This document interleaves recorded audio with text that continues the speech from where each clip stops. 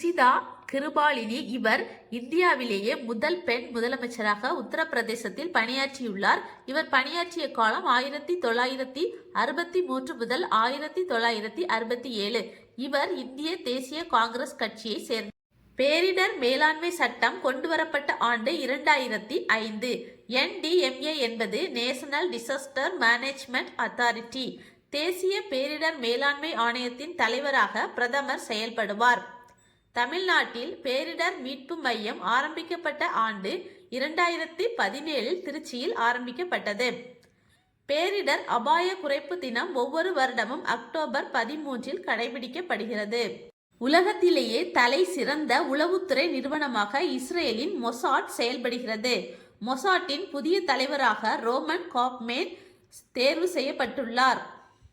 மனிதவள மேம்பாட்டு குறியீடு HDI ஹியூமன் டெவலப்மெண்ட் இண்டெக்ஸில் இந்தியாவின் தரவரிசை 130. சர்வதேச அமைதி குறியீடு குளோபல் பீஸ் இண்டெக்ஸில் இந்தியாவின் தரவரிசை 115. உலக பசி அல்லது பட்டினி குறியீட்டில் இந்தியாவின் தரவரிசை 102. ஜாக்குவார் தினம் நவம்பர் 29. உலக புலிகள் தினம் ஜூலை 29.